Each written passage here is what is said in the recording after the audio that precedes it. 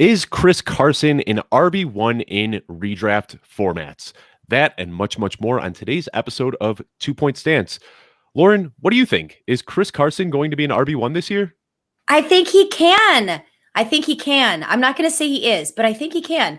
And this is going to rely on him staying healthy. And I know that the Seattle Seahawks are, I don't want to say doubling down, which I have said before, but after the playoffs last year, they realized that they really need to shore up their run game, really look at their offensive line. And that just says to me, more run, more run, more run.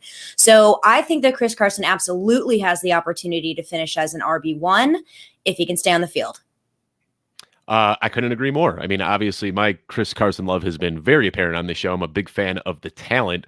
I'm not going to go on and on about that because we know the guy's efficient. He's a hard runner. He can break tackles. He can do all that. What I want to call out real quickly, though, is just the lack of faith that this Seattle Seahawks team seems to have in every other running back on the roster. You know, they went out and they got DJ Dallas last year as a rookie. They signed Carlos Hyde. And when Chris Carson went down, they could have easily given one of those guys the job, but they went out and they signed Alex Collins, who hadn't been in the league in 2 years. We've also got Rashad Penny, who's a former first-round pick. They had the opportunity to pick up his fifth-year option for 2022, and they've already declined that. So they are already washing their hands clean of the Rashad Penny experiment, and they gave Chris Carson the contract. So we know he's efficient, and the one thing that's always kind of held him back has been his opportunity. I think we're going to see that opportunity this year.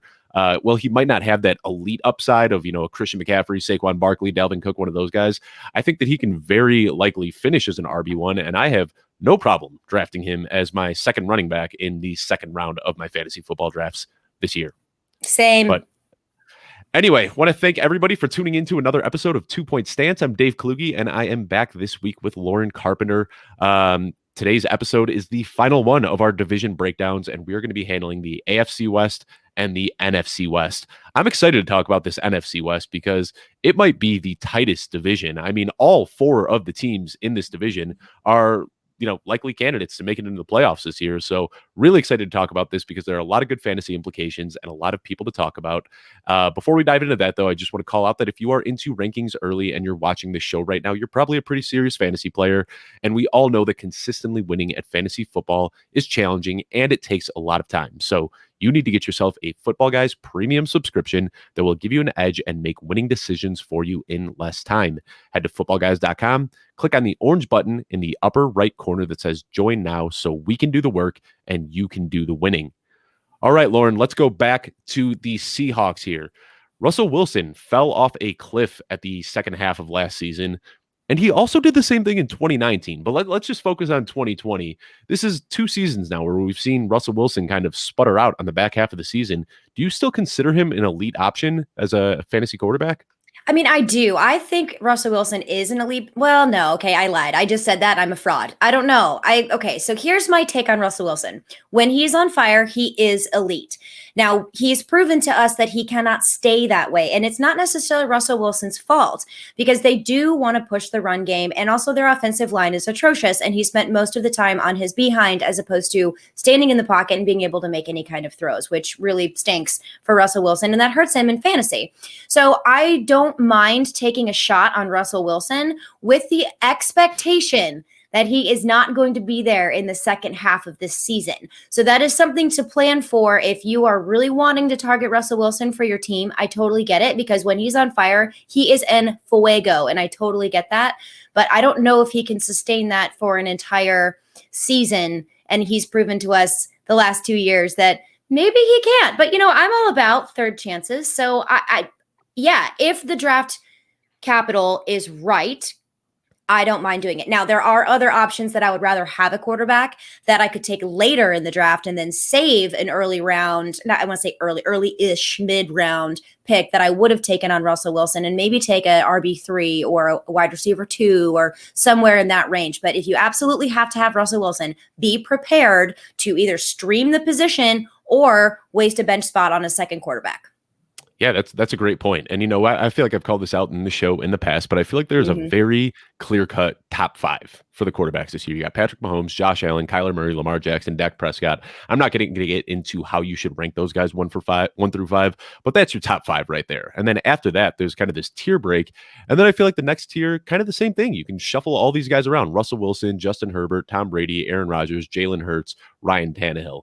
Now, when you look at that tier, the first guy going in that tier is Russell Wilson. And I don't like taking the first guy in a tier. I'd rather wait until it falls. Yeah. So if I miss out on that, elite tier, which I don't think that Russell Wilson is really involved in at this point in his career, I don't know if I could pull the trigger on somebody like Russell Wilson, knowing that I can wait 3, 4, 5 rounds and get somebody like Jalen Hurts or Ryan Tannehill. So I don't think that he's really in that upper echelon of quarterbacks anymore. He's going to have weeks that are going to blow up, but we saw last year that he can be pretty volatile. And that actually brings me to somebody else on the team that kind of followed that same trajectory. You need a quarterback if you want to be a good wide receiver. DK Metcalf on the first half of the year was the wide receiver 2 in points per game. On the second half of the year, he was the wide receiver 39. So how are we supposed to feel about DK Metcalf now with a second round draft capital heading into next season? No way. I'm out on DK Metcalf because of that draft cost. I can't do it. And it's not that I don't think that he is an excellent wide receiver. He is. He's massive and he's fast and he's good. And he has a lot of room to grow. We know the things that he needs to work on. He knows the things that he needs to work on. And those things here he's addressing with his quarterback, Russell Wilson, in the offseason. Now, I do believe that DK Metcalf has a future as a mid to low end wide receiver too, but that does not equal second round draft to me. So I'm staying away from DK Metcalf. They also just paid a boatload of money to Tyler Lockett. So it's not like he's disappeared off the face of the earth. And again, we're still talking about Russell Wilson here, where it's, again, not necessarily Wilson's fault, but this is a situation of what is this offense going to do? What can we look back historically? Yes, we can. We can go back and make these assumptions, if you will, which they are assumptions. This is educated guessing. It's fantasy football, and just kind of extrapolate from there. And just to touch on something that you mentioned a little earlier, I always point to the wrong side for anyone watching on YouTube. There we go. I know I always do it the wrong side. You were mentioning those guys in that second tier. I'd rather have Justin Herbert. I'd rather have Ryan Tannehill. Those are those guys that I really want. Now, if you're in a league where they score super high for quarterback, this is when you're going to need to readjust how you're thinking about this. But this is kind of the overall general way that quarterbacks score. I'm out on that. So I like Chris Carson here in this offense. I would take a shot on Rashad Penny really late to do that, insurance policy and then maybe some standalone flex opportunity. But I'm out on DK Metcalf. I think I'm out on Russell Wilson then too. I'm not sure. Yeah, I'm kind of with you. I don't want to reach for DK Metcalf when I know that I can get Tyler Lockett a few rounds later. Right, the value is so much better. Yeah, and this is still like, of all of the crazy numbers that have been like plucked and pulled from the 2020 season, one that still blows my mind, and I've been preaching this since January, and I still can't believe it. Tyler Lockett had more targets last year than DK Metcalf did. I know. And like you said, they just gave this big contract to Tyler Lockett. He and Russell Wilson have this rapport that goes back a long way where they can just connect on a deep ball. And, I love what I can see from DK Metcalf. He's got the measurables, the size, the speed, all of that stuff that you want to see in a receiver. But with him right now, getting ranked ahead of guys like Justin Jefferson and Michael Thomas, Keenan Allen, Allen Robinson, I feel like those guys provide a much safer floor. And I'm not necessarily chasing upside this early in the draft. I want guys that are going to be sure studs. So, if his ceiling is an extra point or two higher than Allen Robinson or Keenan Allen, that's fine, but that's not going to make me draft him ahead of those guys. I'd rather get the guys that I know are a lock for 150 targets. And I'm kind of out on DK Metcalf at his current ADP for that exact reason. I will point out, though, at the end of the season, his ADP was wide receiver 2. It has now fallen to wide receiver 7. So if we continue to see it slide down, between now and when we start drafting, he might be somebody worth taking a shot on. But at wide receiver 7, I think that's just a little bit too rich. Now, we're going to switch over to the Rams. And for anybody that has been paying attention to the news this morning, there was a pretty big story that broke that I didn't even have time to adjust the show sheet before we started recording this. So let's start off with talking about the quarterback upgrade. They moved on from Jared Goff and they landed Matt Stafford. How big of an upgrade is Matthew Stafford from Jared Goff? It's monstrous. It's not measurable, Dave. It is not measurable how amazing Matt Stafford is compared to Jared Goff. I've said this before, so I apologize if this is a repeat for anyone who hasn't heard it. But Jared Goff is like the lukewarm like decaffeinated tea. And Matthew Stafford is a double shot of espresso with extra whipped cream and maybe a cherry and some fudge on top. He is awesome. And I love this for the Rams, even though the Rams and I have a personal history. I'm from St. Louis, for anyone who doesn't know that. So I do have a little bit of bitterness in my heart, that they left and went back to LA. So there's that little side story for you. But yeah, it's a huge upgrade. It is a huge upgrade to go to Matt Stafford instead of Jared Goff. Yeah, and that's it. I mean, so many people are downplaying this and just like, Matthew Stafford's never won a playoff game. They're blah, crazy. Blah, blah. Yeah, he's had a pretty tough sledding. He played for the Lions. No one does anything well on the Lions. Give the man a break. He lasted 11 years, basically in a blender that is Detroit. I couldn't agree with you more. I think that this is a massive upgrade. I love Matthew Stafford's outlook this year. He's somebody that, for whatever reason, is kind of getting slept on. He was a QB1 for a lot of his years in Detroit, and now he's somebody that you can get very late in your draft, and I think that he still has QB1 upside. He's not going to have the rushing or anything like that, but he helps this entire team out. Now, the next question I had posed was regarding Cam Akers, and I was going to ask, is that first-round ADP a little bit too rich for your blood? Well, Cam Akers suffered a ruptured Achilles and is likely going to miss this entire year. These Achilles injuries, especially for running backs, are tough to get back from. Everybody's got their eyes on Marlon Mack to see how he's going to be able to do. But what the question I want to pivot to today now with Cam Akers being gone is, where do you have Darrell Henderson ranked? Is he somebody that you're looking at in your fantasy football drafts now? I was kind of looking at him already as an insurance policy at the end of my drafts. I think depending on where he ends up falling in ADP, which is likely going to be very high, it's going to depend now on my roster construction. Now, am I super excited about Darrell Henderson? No, I'm not. But I could definitely see me taking him as an RB2 or even a flex option, but unfortunately, I think he's going to be far too expensive. His draft position is going to be far too expensive for me in order to take him at that spot. So I may look elsewhere. But yeah, it's devastating. It is absolutely devastating. I was so excited about what Cam Akers had the opportunity to do this year, given the flashes we saw last year when he led the team in rushing yards and touches. And even though he only played like 5 games or 13 games and started in 5 of them, and he just crushed it when he was given the opportunity and when he was healthy. And unfortunately, we're in this situation now in 2021 where we're not going to see him again. And this could be bad for his career overall, but let's knock on wood and hope that does not happen. Yeah, wish Cam Akers a speedy recovery and hopefully we can see him again in 2022. But Darrell Henderson is somebody that I've really, really liked. I've always been a fan of his talent. He's shifty. He's got decent hands when it comes to the passing game. So if the depth chart were to stay as is right now, I think that you should be valuing Darrell Henderson as a mid to high end RB2 realistically. Mm-hmm. I think putting him at top 15, top 18 is very, very reasonable. But before you go jumping the gun and trying to make trades for Darrell Henderson and drafting him in the second round, I do want to see how this shakes out, because the Rams still have near $7 million in cap space, and there's still a lot of free agents out there. Now, nobody that gets you really excited, Le'Veon Bell, Todd Gurley, Adrian Peterson, Duke Johnson. Some of these guys could obviously fall into place, but the guy that I'm keeping my eye on is Melvin Gordon. The Broncos traded up in the draft this year to get Javonte Williams. They have made it clear that there, is an interest in getting rid of Melvin Gordon, and the Rams have the cap space to bring him in. So that's the one thing that kind of intrigues me a little bit. I can totally see the Rams go out and sign Melvin Gordon, which would completely nuke Darrell Henderson's value. So right now, with the way things are, I love Darrell Henderson, but I wouldn't be shocked within the next couple of weeks to see the Rams address that running back room and bring in somebody else. You got to remember, they just got rid of Malcolm Brown this offseason, so they have a very thin running back core right now. So it's very shallow. Yes, I know this is a very reactionary industry, and everyone wants to go out and trade for Darrell Henderson right now, but pump the brakes just a little bit, because there's still more news to develop when it comes to this story. Wouldn't it be so messed up if they signed Todd Gurley?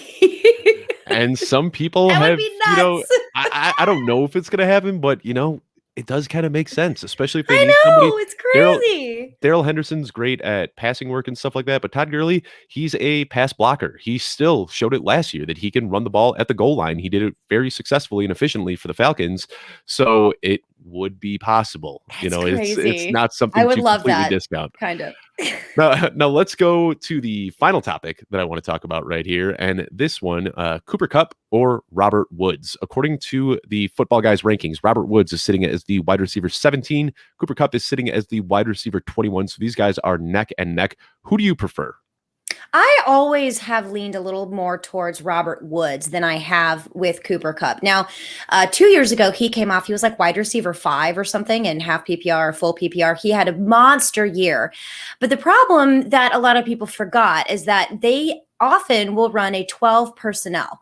So what happens when a 12 personnel is on the field, Cooper Kupp is not. So he is not on the field all that often when they went to this 12 personnel, 2 tight end split, if you will. And that was a lot more Robert Woods. So last year I was calling in the off season, I was calling, hey, do not spend up for Cooper Kupp. Be careful, be careful, be careful, because it's going to be a Robert Woods season. And sure enough, that has ended up how it worked out, only because of how they run these. However, we are now talking about a completely different person at quarterback with Matthew Stafford. So I'm not entirely sold on which one is going to have more targets, which one is going to see more goal line work. I'm not 100% sure yet, but what I feel the most comfortable with, I think, is going with Robert Woods over Cooper Kupp. But that is literally like splitting hairs with a hatchet. Like, it is a fine line, which is why they're so, they're ranked so close together. But for me personally, I think I might go Robert Woods over Cooper Kupp, but we'll see. And this is such a tough choice to make. And It is. when I'm doing best ball drafts, I see these two guys all the time, and I pretty much just like flip a coin in my head and I switch it up by the day. And right now, for the last couple of days, I've kind of been leaning towards Cooper Kupp. He's a little bit taller, and I think that'll help with some down the field jump ball opportunities. They like 2-point stance. Disagree. Robert exactly. Woods. Cooper Very Kupp. slightly though. Like you said, we are splitting hairs with a hatchet. I love that thing, by the way. Thank you. And we really are. So I mean, what I'm giving to is I think that Matthew Stafford has a much better deep ball than Jared Goff did. And Robert Woods, a lot of his targets came from these manufactured touches where they were trying to get him the ball in space and let him do some work. I think that Cooper Kupp is the better route runner. And I think that he's going to be able to get open downfield a little bit more, which works towards Matthew Stafford's strengths. So first of all, I want to say you can't go wrong with either of these guys. They're both phenomenal receivers, and they both have wide receiver 1 upside. But I am leaning ever so slightly towards Cooper Kupp right now. But ask me again next week, and I could have a completely different take because they are that close. Yeah, the difference between the snap counts was what really caught me. Cooper Kupp's snap percentage when they ran the 12 personnel. And if you look at it, they really started leaning heavily towards that after the bye. So you'll really be able to tell a difference of when Cooper Kupp was or was not on the field. You cannot be fantasy productive if you're not on the football field. So that's kind of where I went with that. But again, I don't know how they're going to run that offense this year. So again, you're right. It's one of those things, flip a coin. You can't go wrong with either one of them. Go with your gut. Yeah, the best availability or the best ability is availability. And if Cooper Kupp is on the sidelines, it's not going to help you all that much. Or Robert Woods. Or Robert Woods, exactly. So let's switch over to Arizona, and I want to talk about Kyler Murray. Before he hurt his shoulder last year, he was the QB1 in fantasy scoring. Is it possible that he could finish as the QB1 in 2021? Yes, that is a possibility. Do I think it's likely? Meh. He's got a lot of competition, for that QB1 spot. And I think there's a lot of, people that are rushing for that. Josh Allen is one that pops out in my head. Patrick Mahomes, Lamar Jackson. These are all names. Is it a possibility? Absolutely. Because he has the rushing mobility. He has the arm to do it. And if he can stay healthy, he's right there in the mix. He's one of those guys that he's just uber talented and uber crazy when it comes to fantasy points for your squad. I mean, he was a monster before he got hurt. So yeah, absolutely. There's a possibility for him there. Is it likely? Nah, I don't know if I'm 100% sold that he's guaranteed to be it, which that's not what we're saying. We're arguing. No, I don't think he's going to be QB1. QB2? Sure. I think he is, like I said, that top 5 is so close, again, splitting hairs with a hatchet once we get to that. And really, I'm so glad I got you onto that phrase. I love it. It is such a good one. I'm putting that right in my back pocket. Yes. But we already saw it last year. We saw him as a QB1 last year, and we know he can do it. And I think that it is 100% in his range of outcomes. Anybody that has the rushing upside of Kyler Murray, I think that realistically, Kyler Murray, Lamar Jackson, and Jalen Hurts, weirdly enough, are the 3 quarterbacks that can actually rush for 1,000 yards this year. I love how you said weirdly enough. How is that weirdly enough? You love Jalen Hurts. I do love Jalen Hurts, but he's not an elite quarterback. And I think that what Lamar Jackson and Kyler Murray possess that Jalen Hurts doesn't is a better, arm. They can throw the ball a little bit better. So that's why those guys are in the This is Dave trying to be objective, everybody. All of our football guy fans, this is Dave being objective. I am very proud of you. I'm also very proud that Cam Newton was not involved in that elite conversation as well. No. Good job. No, that is not going to, even in 17 games, I don't think Cam I'm just needling will you. not rush for 1,000. I don't want that to get taken out of context. But I think that Kyler Murray realistically can rush for 1,000 yards. And then in addition to what we saw last year, where he already was the QB1 before getting injured, they went out and they added AJ Green, who I don't know if he's going to make much of a difference, but there's a possibility. But they also added Rondale Moore. So they've got two new weapons on this team, still with DeAndre Hopkins, still have Christian Kirk. They still have everything that they had last year, plus two more additional options. So I like it this year. And I could see him, I'd say realistically behind Lamar Jackson, he's probably most likely to finish QB1 in my opinion. But let's talk about DeAndre Hopkins, who also before the Kyler Murray injury was the wide receiver one. So is it possible that DeAndre Hopkins this year could finish as the overall wide receiver one? Yeah, I'm going to say a definite yes on this one because it's DeAndre Hopkins. And again, as long as there's no injury, there is nothing stopping him from doing it. He is so good. I mean, there aren't any words to describe how good DeAndre Hopkins is at football. I mean, that's just how he rolls. Yeah, I absolutely think that he can finish as a wide receiver one. Yeah, and he has always been a great football player. Going back to his days in Houston, where it was a nonstop carousel at the quarterback, he was still producing. But since linking up with Deshaun Watson and now with Kyler Murray, what we've seen over the last couple of years from DeAndre Hopkins is a completely different player. He's averaging almost 1,500 yards per 16 games, almost 10 touchdowns per 16 games. His targets have gone up to 165. I mean, the man is an absolute beast. And, people are so quick just to say Tyreek Hill, Stephon Diggs, and Devontae Adams are the elite tier receivers. But DeAndre Hopkins deserves to be in that conversation as well. And our friend Troy King just wrote an article saying that DeAndre Hopkins could very likely finish as the wide receiver one. So go to footballguys.com and check that out because it is a great article. But let's switch to the backfield that we got over here now. James Conner or Chase Edmonds? Who do you prefer when you're drafting this year? Chase Edmonds. And the only reason is because of sustainability. I don't trust James Conner to stay on the field a full 16, 17 games. Now, I do understand that because there is a longer season, coaches are going to want to rotate in their RB2s, RB3s, just to keep people fresh. I 100% get that.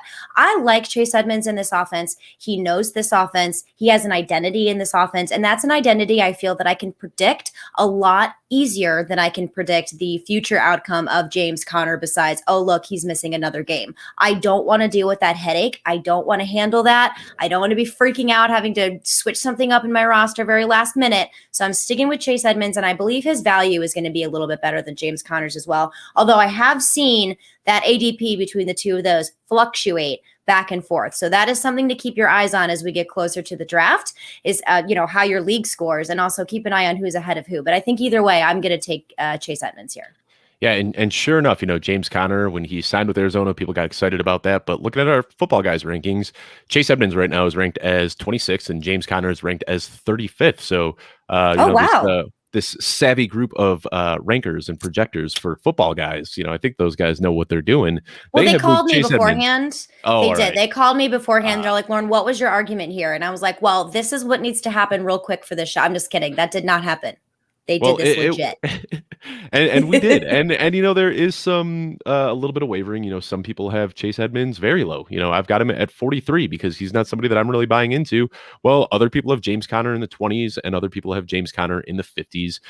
There's a lot of question marks. Nobody really knows how this is going to shake out. I think that Chase Edmonds, from a PPR standpoint, is going to take on some more of that passing down work and can offer a decent floor there. But I think people are sleeping on James Conner too. And if he's going later right now, I'd prefer James Conner at that ADP than I would over Chase Edmonds. Now, let's round out this NFC West by talking about the 49ers. And the first thing I want to ask you is Trey Lance was drafted 3rd overall by the 49ers this year. Do you expect to see him play at all this year, or is it Jimmy Garoppolo's job for the entire season? Oh gosh, this is one of those answers that I'm going to give that's super vague and nebulous, and I'm doing it anyway. So, yes, I do expect to see Trey Lance out on the field. However, I believe that it's going to come after an injury, possibly to Jimmy Garoppolo, or like some kind of like strained hamstring or something of that nature. They're both competing for this job, and I think Jimmy Garoppolo is good, and I think that Trey Lance is a rookie. So there is going to be growing pains here. I don't know if Trey Lance is going to take over as the starter, but I think there might be some experimentation that San Francisco, especially if they look at their record and where they're going as the season unfolds. So I don't have a really good answer for you there. I think, yes, it's possible we see him on the field. No, I don't think it's possible he'll become the surefire starter. Because Jimmy Garoppolo is still there, if he can stay healthy, that's the biggest thing. But I don't think that Jimmy Garoppolo can stay healthy. So we'll probably see Trey Lance. It's one of those weird situations where I can see multiple scenarios happening. So plan for that, everybody. It is insane that Jimmy Garoppolo has been in San Francisco for 4 years now. Out of those 4 years, oh my word. And in 3 of those seasons, he has played 6 games or fewer. I mean, it is crazy how hard injuries have hit him. But what I do want to point out is over these games that he's played there, he's played 30 total games and he's 22-8, which is pretty solid. So, you know, a lot of that comes from the rushing game and from the skill players, the defense and all that. I completely understand that. But Jimmy Garoppolo doesn't have to go out and play hero ball. Like, he just needs to take on that field manager role, and they have enough of an infrastructure built around him that he is set up to succeed in this offense. So I agree that I think Trey Lance might come in for some, you know, fun packages on short yardage situations, goal line situations, whatever it may be. But I don't think Jimmy Garoppolo is going to do enough to lose the job. You know, he's still going to go out and win games. He's proven to be a winner on this team. So I think that it is his job to lose, and I don't think that he's going to do anything to lose it. We know that Trey Lance is one of the rawest prospects coming out of college this year, and I think that him sitting for a year and a half, 2 years, whatever it may be, is just going to help with that progression. So I agree with you that I think injury is the only thing that stops Jimmy Garoppolo from starting the entire season. Another talking point that I want to talk about is Brandon Ayuk or Deebo Samuel. This was a team that like 2 years ago had no wide receivers, and now suddenly they have 2 very talented receivers. So who do you prefer to draft here, Deebo Samuel or Brandon Ayuk? Oh, this is so hard. I'm going Brandon Ayuk. I know, but I can definitely take Deebo Samuel too. Can I have both? Is that like, or is that way too greedy? No, I mean, I love them both. Yeah, I love them both. For me, it's going to come down to roster construction. It's going to come down to ADP because I do like both of them. So I am great going with either one of those. I think I like Brandon Ayuk a little bit better. And even as I say that, I feel like a liar because I really like them both. So I'm all in. I'm all in on both of them, whichever one you want. Take and I like Deebo Samuel here personally. You know, Brandon Ayuk, he looked great last year, but I think the reason he looked so great is because he kind of took Deebo Samuel's role. You know, when they were all playing together, when George Kittle, Deebo Samuel, and Brandon Ayuk were healthy, Brandon Ayuk was playing more on the outside and he wasn't getting as many targets. And then when Deebo Samuel wasn't playing, all of a sudden Brandon Ayuk started getting these short little dump offs and kind of became an extension of the run game, which is what we love so much about Deebo Samuel. So, you know, my fear right now is that Brandon Ayuk, his value is being a little bit overinflated because of the end of the season that we saw in 2020, where he looked great, but he also had no competition for touches. George Kittle and Deebo Samuel were both out, and that was really when he went off. You know, I've looked at the splits between him playing with Samuel, him playing with Kittle, him playing with both, and his best games came when he was by himself or without George Kittle. So my fear is that he is going to fall into third in the pecking order. And I realize this is a hot take. You know, a lot of people aren't saying this, and I realize everybody is goo goo gaga over Brandon Ayuk right now. But my fear is that this is still George Kittle's team, that he is going to lead the team in targets. He is going to take on that target hog efficiency, just, you know, everything we know from George Kittle, where he can, you know, potentially be the tight end one. And then I think Deebo Samuel takes on that role again, where he is kind of an extension of the run game and they manufacture plays to get him the ball in open space. And then I think that leaves Brandon Ayuk as kind of a deep threat, and he'll have some boom games here and there. But if I'm looking for somebody that I want to start week in and week out, I would much prefer Deebo Samuel than I would over Absolutely. Brandon Ayuk. But let's also talk about this. I kind of alluded at it a little bit. If George Kittle is healthy this year, which this seems to be the theme for this team, huh? I know. Healthy. Poor San Francisco. I'm so Jimmy sorry. Garoppolo, Deebo Samuel, that Jeff running back room. Wilson. Oh Exactly. Lord, And now everyone. we're going to talk about George Kittle. I think If I just George, got hurt talking about them. yeah, I I heard just that. pulled a hammy. Well, let's talk George Kittle. Let's assume that he can stay healthy. The last time we got a fully healthy season from George Kittle, he and Travis Kelce had an identical 15.9 points per game in fantasy football. So if George Kittle could stay healthy this year, do you think he could surpass Travis Kelce as the overall tight end one? Oh, ouch. That's a hard question. No. Ow. And I don't like saying it. I don't even like it. That feels gross. No, I don't think he can. But I think he will come gosh darn close, though. But yeah, Travis Kelce is just, he's a cheat code for fantasy football. Like, it's ridiculous. But I think George Kittle is going to be right there. I mean, right there if he can stay healthy. I love how we always have to add if he can stay healthy. Like, that's kind of a given at this point. But yeah, he's still really good, even if he doesn't do better than Travis Kelce. He's still really good. And I think that Kittle is better than Travis Kelce, if I'm being honest. The big difference is Oh, spicy. Travis Kelce just doesn't miss games, and he is on a powerhouse offense, which is great for fantasy football. But if I think that if you flip flop George Kittle and Travis Kelce, I mean George Kittle on that Chiefs team with as much as they throw the ball, I mean he'd be just racking up 30 points a week. I mean, oh yeah, the dude is an efficiency monster. He runs routes like he's a 140-pound wide receiver. He breaks tackles like he's Derrick Henry. Like he's got one of the meanest stiff arms in the game. He's like he does it all. And he's then, crazy. And that doesn't even this doesn't even. I'm not even talking about his blocking, which is a whole different segment that we could talk about. But all around, I think George Kittle is the best tight end in football. And we saw him a couple of years ago tie Travis Kelce for the tight end one. I think that if he could stay healthy this year and then have regardless of who's throwing the ball, but having Brandon Ayuk there to take a little bit of pressure off, I think that George Kittle's ceiling is absolutely tight end one. And if we didn't have that injury risk to worry about, I think that he would be getting drafted, immediately after or right around the same time as Travis Kelce. Anyway, before we switch to the AFC West, I just want to remind you to be sure to download the Footballguys mobile app if you haven't already. It can be used on all smartphones and gives you all the same tools that you'll find on our website. Our newly revamped website, I must add, by the way, looks phenomenal. If you haven't checked it out already, be sure to go do that. But our Draft Dominator app will make sure that you have an edge above your teammates by customizing your advice specifically to your team across all different platforms. So download today so Footballguys can help you win. All right. We just talked about, the Travis Kelce, we talked about George Kittle and the 49ers. Now let's talk a little bit about the Chiefs. And let's start with Travis Kelce. Why not? We just talked about George Kittle. Let's do it. Where are you willing to draft Travis Kelce this year? What's the earliest you're pulling the trigger on him? Oh man, I mean mid to late first round. I have no problem with that whatsoever. I mean, like I said earlier, he's a cheat code. I mean, he deserves to be coming off the board, overall. I mean, yeah. If someone took him earlier than that, I'd be like, oh, I get it. I mean, I don't know. I don't think I would be able to pass up on a Christian McCaffrey or someone like that to take Travis Kelce, but I could be talked into it. I'm not 100% opposed to it. Let's just put it that way.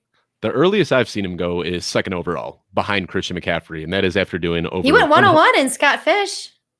And Scott Fish is a little different because that's tight end premium. That's tight end premium. If I'm talking more standard scoring here, well, actually technically PPR scoring, but I've done over 100 drafts on Underdog now, and the highest I've seen him go in a 12-man draft was second overall after Christian McCaffrey. And I mean, I guess there's an argument to be made for it, but just me looking at like game theory and draft construction, I would much rather take a running back in the first round and then get Darren Waller or George Kittle in the second. I don't think that the gap there is that big. I think you've kind of got like Travis Kelce right here and then Darren Waller and George Kittle right underneath. And people are acting like there's this big tier break. And I don't know if that's true. Travis Kelce's 31 years old. So I think that we've pretty much seen him hit his peak. And I don't even want to talk about regression because the dude's a beast and I'm not going to bank on him slowing down.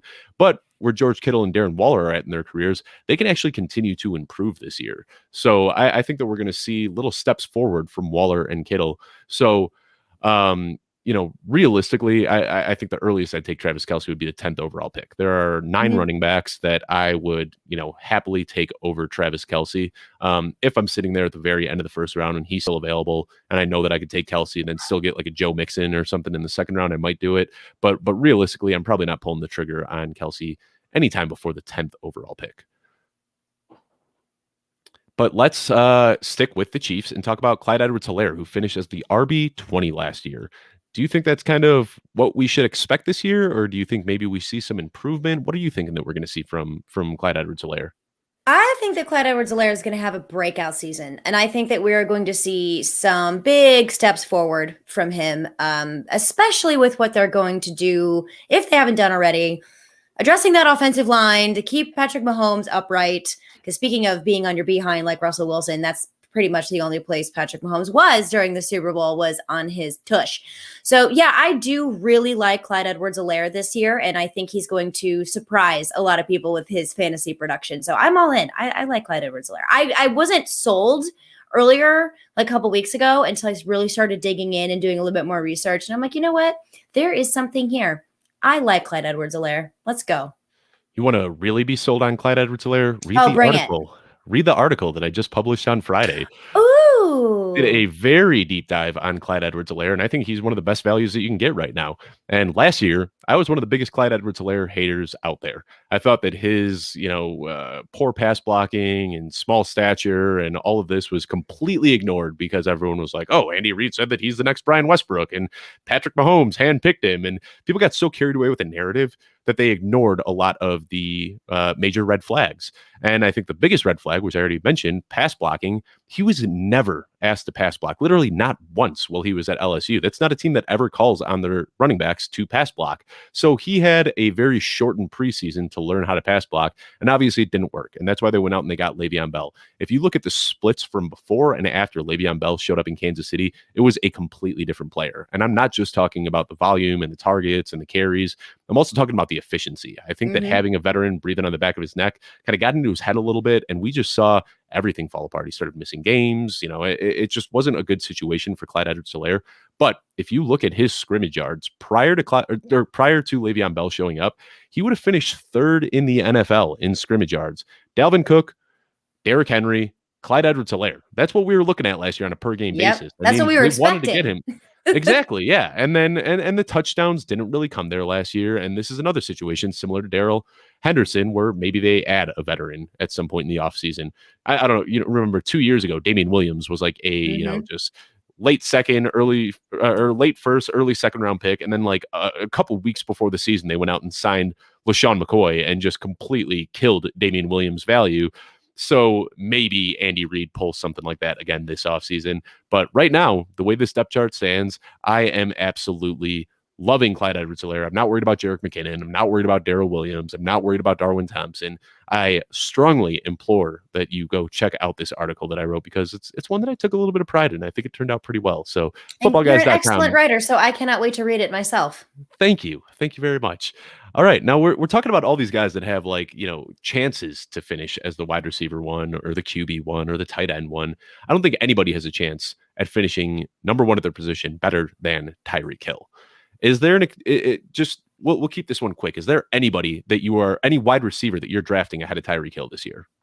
No, there's not. It's Tyreek Hill is my wide receiver one of choice, mostly because I don't know what's going on in Green Bay with Aaron Rodgers and Devontae Adams, but Devontae Adams is probably the only one that would be able to knock Tyreek Hill out of the way, if we will, but like barely. They'd be like fighting with their elbows, and then I would just have to do like any, mini, miny, mo. But yeah, Tyreek Hill is going to be that first wide receiver that, if I were to take a wide receiver first kind of situation, he's the one. Snag him up. Yeah. I mean, his game-breaking ability is just crazy. We saw against Tampa Bay last year where he had 250 yards and 3 touchdowns going into halftime. I mean, what this guy can do. I was playing against him that week too, which was fantastic. Yeah, there's no coming back from that. There's those weeks, the Alvin Kamara Christmas game. There's some where, you just watch one player have one outing and you're just like, well, on to next week. And that's kind of what it is. So, yeah, Devontae Adams, I think even if he does come back with Aaron Rodgers, I think that his touchdown rate is going to regress where, sky's the limit for Tyreek Hill. What this guy can do, he is literally a threat to drop 4 touchdowns every single week when he hits the field. So, yeah. He is very strongly my wide receiver one as well. Sticking with the division, though, let's talk about the Chargers. They struck gold last year with Justin Herbert. I mean, Justin Herbert looked fantastic. Do you expect him to improve or regress heading into year 2? Oh, he should improve and he better improve because I love Justin Herbert so much and I do not want to see him take a step backward. I don't really know why he would with a full off season, preseason, kind of a closer to a regular year than he had last year. I mean, they did the coin toss and they were like, "Oh yeah, by the way, you're starting." Like, okay. And he almost beat the Kansas City Chiefs. He took them into overtime. Did they go into overtime or almost into overtime? Either way, the game was close, playing against the Chiefs. Herbert just was like, whatever, I don't care. Hold my juice box. Because that's what he looked like after he got his haircut instead of, you know what I mean? Like, yeah. Hold my juice box. I love that. Because he looked so surfer boy prior to the haircut. And then he got his haircut and it was like, oh no, that you look so young. Like you look so super young. Anyway, that's why I was holding my juice box. But now I love Justin Herbert and I think he's going to take a step forward. Not that he really even needed to, but I think just by life, he's going to get better because he'll have a little bit more experience. It'll be his second year starting in the NFL. Yeah, I think good things are going to come from that kid. Yeah, I think that he's going to improve as well. I mean, there's some things that you can learn, and there are some things that are just unteachables. And the way that he can just whip the ball on a frozen rope. He teleports it to Keenan Allen in the end zone. It's like, how did it get? I did not see it travel. It just showed up. His arm is unbelievable. And there's two other players I want to talk about. So I'm not going to talk about Justin Herbert too much because the next two players I want to talk about, I think are going to explain why I expect Justin Herbert to get a little bit better. And let's start with Mike Williams. Is Mike Williams finally going to break out this year? I think Mike Williams is going to be what Mike Williams has always been. He's going to be a boomer bust player. Draft him accordingly. And good luck guessing which week that he is going to boom in and which week he is going to bust in. That is my opinion of Mike Williams. And that's just kind of how he gets used. That's not to say he's a bad player. He's phenomenal. He's gigantic. He's an amazing athlete for as big as he is too. But he's just not consistent. He's not a consistent wide receiver, so I don't necessarily know if I can put that breakout tag on him. Just understand that. Anyway, that's how I understand him, is what I should say. I'm kind of out on that. I really try not to get too into news in the offseason when they're saying, oh, this is what we're doing in camp. But they said that they want to put Mike Williams into the X receiver role, and similar to what Michael Thomas was doing in New Orleans. That's the exact comparison that they said that they want to make. So he's heading into a contract year right now. And I think that he is going to finally have that breakout. So in 2018, we saw him where he was playing kind of a different role than what we've seen over the last couple of years. Rather than being that big downfield threat, the big jump balls, him landing on his head and doing backflips and McTwists and all this, breaking his spine. Yeah, there were a couple of them where it's like, oh, is he alive? What's happened? And he certainly made some of those plays in 2018, but they didn't rely on him in that same way. They were throwing him some shorter balls, and he had 10 touchdowns that year. And then I think what they saw was, wow, this guy can really make some plays down the field. So then they started using him strictly as that down the field guy. And the next year he had 1,000 yards. So we've already seen him have a 10 touchdown season. We've already seen him have a 1,000 yard season. Those are both pretty difficult, bumps to get over. And then unfortunately in 2020, he dealt with some injuries and he wasn't able to hit either of those marks. But I think that he is such a good player that they're just going to have to find a way to get him the ball. And this talk about them turning him into an X receiver, I am totally sipping that Kool-Aid. I want to see it happen. Really? Oh, I'm not. I'm out. Yes. No, 2-point stance. No, I'm out on that. Now, that doesn't mean I'm not going to draft him. If he falls to me in the draft, absolutely, I'm going to take a piece of that offense because I love that offense so much. But I'm drafting him with the expectation that he is going to continue to be what we've seen him to be, which is a deep downfield threat, maybe not on the field all the time. The person I'm the most excited about here is not Mike Williams, but Jared Cook, the tight end position. I think Jared Cook is going to be, all we've seen him do over the last couple of years. He's not a 100 target player. Right? But isn't he? He's end zone. His career is over. He is an end zone hog. And I think that, 8 to 12 touchdowns is very much in his range of outcomes. So I'm with you on Jared Cook. But let's talk about the last guy that I want to talk about on the Chargers. And that is my boy, Austin Eckler. What is Austin Eckler's? Let's just talk PPR so we can really jazz him up here. Yeah. What is Austin Eckler's PPR ceiling this year? Oh, he's an RB1. If he stays on the field, he's an RB1. How high of an RB1? Let's hear it. Give it to me. Oh yeah. Five, All right. 6. Keep I going. could definitely see Lauren. him being 5 or 6, especially in PPR. Come on.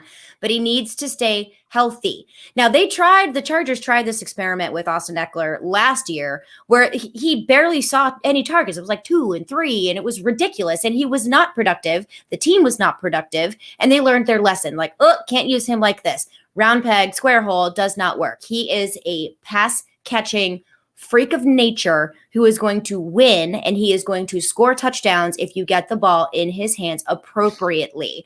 And I think they learned that lesson. They're going to continue to move forward with Austin Eckler in that way, but the sky is the limit for him. And if he finishes in the top 10 in PPR, I mean, that's kind of a given for me at this point if he can stay on the field. And I would not surprise me if we see him as the RB5, RB6, and be like, you get it. Awesome. Yeah. I've got him ranked as my RB7, but I think that his ceiling is so much higher than that. Oh, it is. So there's a couple little Austin Eckler nuggets that I've dug up that I really like. I love nuggets. Well, first of all, if you go back to 2019, so the last 2 years, Austin Eckler has not started every game. Obviously, the second half of 2019, he was ceding touches to Melvin Gordon when Melvin Gordon returned from his holdout. But if you look at just the games that just the games that Austin Eckler has started over the last 2 years, he is third in points per game. Christian McCaffrey, Dalvin Cook, Austin Eckler. So that right there tells you what his ceiling is. Another nugget that I really liked is when you look at his game log last year, you do see these games with not a lot of targets. What I did was I factored out the games where he was injured, hampered by an injury, left early for an injury, whatever it was. And if you just look at the games where he played a full game, he actually averaged more targets per game last year with Justin Herbert than he did in his best season ever with Phillip Rivers. So there's this narrative that, Phillip Rivers was the one that kind of propped up Austin Eckler's value. That's just not true. He's still got the targets with Justin Herbert. I forget who says it. There's somebody out there in the fantasy world that says it all the time. Targets are earned, not given. And Austin Eckler, he earns his targets. So regardless of who the quarterback is, absolutely love me some Austin Eckler. And I think that his ceiling is top 2 to 3. And I think that he should not be making it out of the second round in any PPR drafts this year. I am on board with you on that. And I know a lot of people may think that's spicy because I have heard some people kind of poo-poo on that idea, but there is no way that I'm going to let Austin Eckler fall past the second round in a PPR. No way. I don't think he would anyway. But absolutely, you start off with a stud running back and that comes back around, you get a second stud running back, you're golden. Absolutely. There will be no poo-pooing on my takes. None. So let's talk about the Raiders and Darren Waller, who led the team in targets last year. We talked about where you're comfortable drafting Travis Kelce, mid to late first round. Where are you comfortable drafting Darren Waller? Where do you think is the right spot in the draft where you say, all right, Darren Waller, that's my guy? You know what? I think as early as the late second, early third round is somewhere I'm definitely good with taking Darren Waller. My thing is I think that there are tight ends later in the draft that I could grab instead and maybe get like a stud wide receiver or a stud running back. That's why I usually don't like to take those elite tight ends early. Now, without it, inevitably, I'm always like, why didn't I use that draft pick to take Darren Waller or George Kittle or Travis Kelce? I will go through that. That's just something I personally do. So you let me handle that on my own. But yeah, he's an early, second, third. Yeah. So I've got my there's 12 running backs that I am taking ahead of Darren Waller. So if any of these running backs are on the board, I'm taking them. If it's in the mid to late second and Darren Waller's there and these running backs are gone, I'm pulling in Darren Waller. And that is Christian McCaffrey, Dalvin Cook, Saquon Barkley, Aaron Jones, Ezekiel Elliott, Alvin Kamara, Austin Eckler, Joe Mixon, Derrick Henry, Nick Chubb list. So I would take Darren Waller ahead of Jonathan Taylor, Chris Carson, Clyde Edwards-Helaire, Antonio Gibson. I think that his positional advantage that you get from a guy like Darren Waller, who isn't just going to get peppered with targets. Like, we know that this guy's going to see a lot of targets. There's a lot of tight ends that are going to see a lot of targets. We saw TJ Hawkinson and Logan Thomas and these other guys last year get a lot of targets. But the difference is Darren Waller is extremely efficient with his targets as well. Much like George Kittle, he's a polished route runner. He can do a lot with the ball after the catch. He's got a nose for the end zone. So I love Darren Waller. And like I said early on in the show, it's fun that we got to talk about Travis Kelce, George Kittle, and Darren Waller all in the same show. But really what I'm getting at is those guys are lumped together a lot closer than people make it appear. All of these guys have a very realistic opportunity to finish as the tight end one. And I don't think that Darren Waller should be making it out of the second round in any of your drafts this year. Now, there isn't a whole lot to talk about outside of Darren Waller when it comes to the Raiders. But let's talk about this a little bit. How does Kenyon Drake affect Josh Jacobs? And it's funny that we're talking about this months after the fact, but people are still reacting to this, and Josh Jacobs' value is still dropping week over week. He can be had now in the 5th round of fantasy drafts. Mind-blowing. Do you think that is warranted, or do you think this is a little overblown?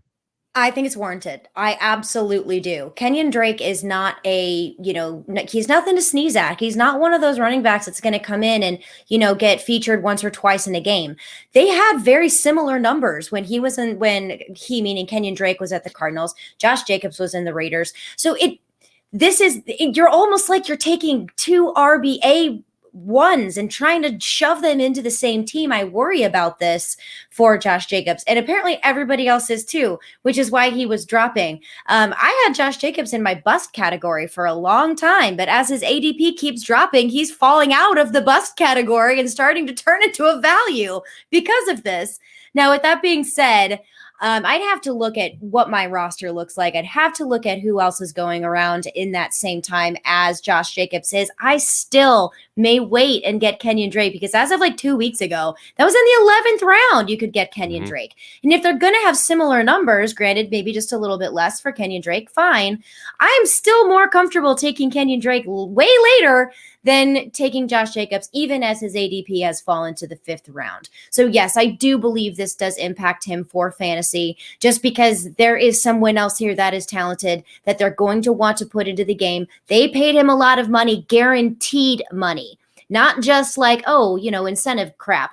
No, he is going to be in there to be on the field. And that is something that people are going to need to come to terms with. Now, how they use them in the offense, I have no idea. But I would still rather go ahead and go with Kenyon Drake than I would with Josh Jacobs, simply because of the value, and also because Josh Jacobs burned me in week 14. Yeah, I mean, he left a bad taste in the mouths of many fantasy players last year. Burns me. I was a truther last year. Now I am not.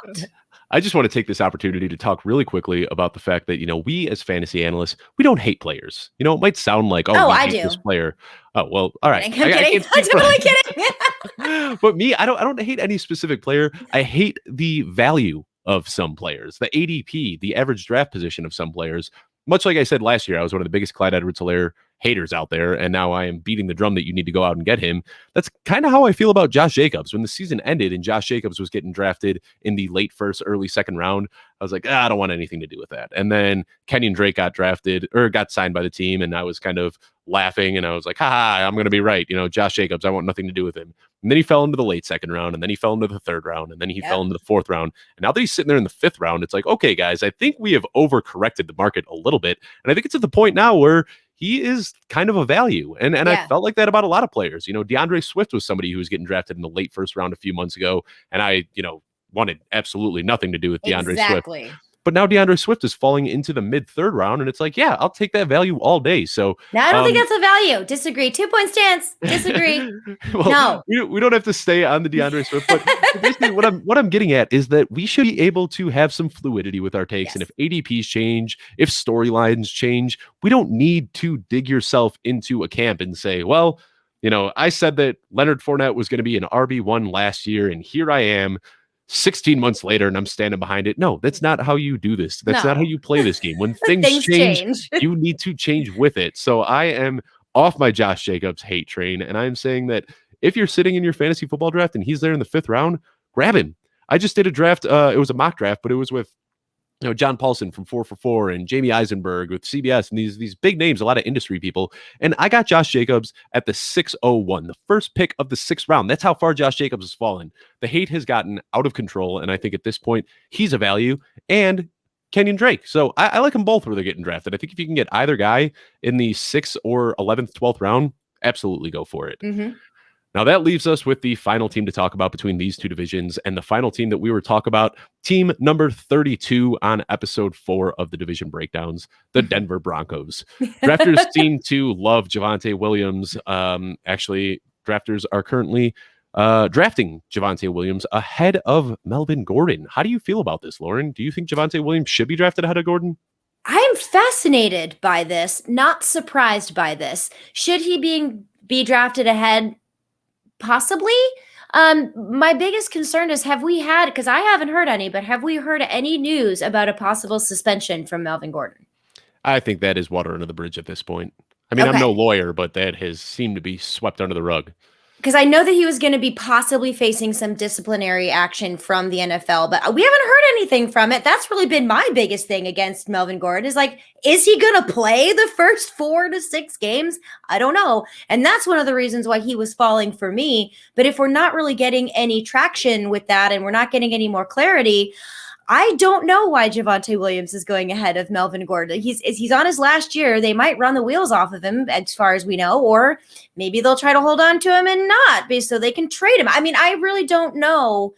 I still would take Melvin Gordon over Javonte Williams, though. I mean, but he would be an excellent insurance policy. But that's odd to me, to be totally honest.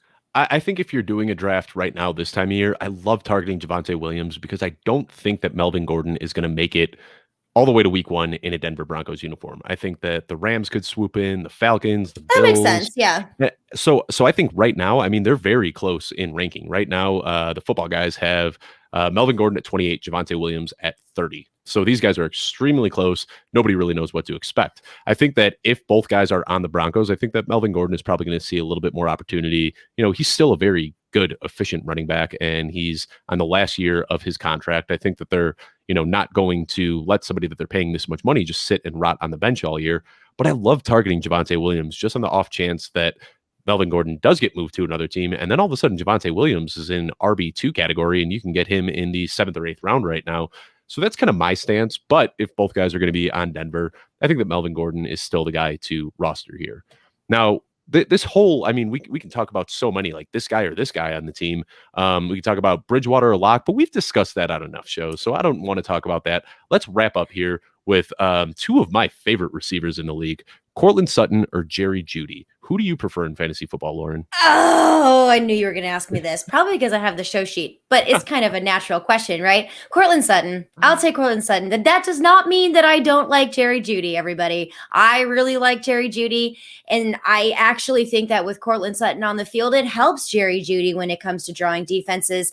But give me Courtland Sutton. I want that bigger playability, I think, from Courtland Sutton. And his ADP is still very, very good, isn't it? Is this still like the 6th round? 6th, 7th round? He's moving up a little bit. He's going into the 5th round now from what I've seen. But okay. I'm still okay with that. He's still a wide receiver 1. Courtland Sutton. But if I miss Courtland Sutton, I'll take Jerry Jeudy. I like them both. And it seems like the football guys, which this is kind of against the grain for most of the places I've seen. Most of the websites that I've looked at have Jerry Jeudy ahead. And the football guys with their rankings just continue to be ahead of the curve. And they've got Courtland Sutton ranked ahead. We're smart here at Footballguys. I think some of these guys know what they're doing. They've been in the industry for a little while, and I agree. I like Courtland Sutton ahead of Jerry Jeudy. I love Jerry Jeudy for his route running ability. He is an absolute technician with his footwork, and I love to watch him play the game. Ooh, but there aren't technician with his footwork. Yeah, technician with his footwork. You're going down. to save that one down for later. But Courtland Sutton, he's got that just the big playability you want to see from an alpha, from a wide receiver 1. And I don't think that Jerry Jeudy can ever really supplant that role from him. So Courtland Sutton is my guy here.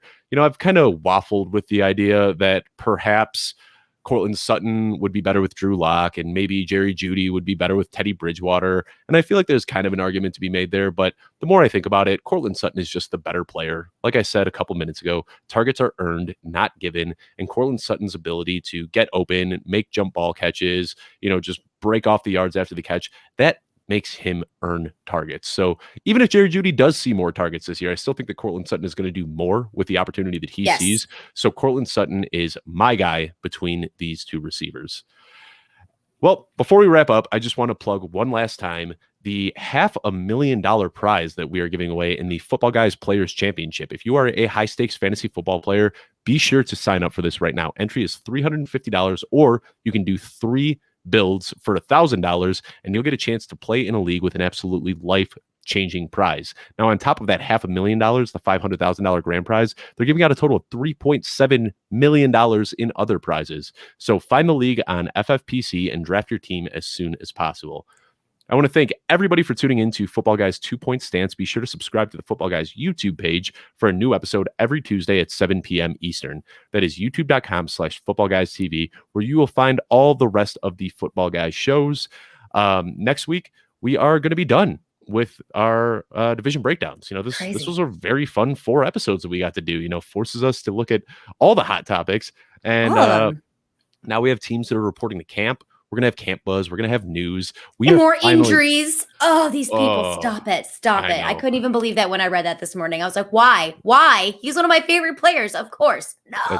It is brutal to see. But, hopefully we won't have too many camp injuries, but we will have some storylines to talk about. So be sure to tune in next Tuesday for another episode of 2-Point Stance. Thank you so much, and we will see you next week.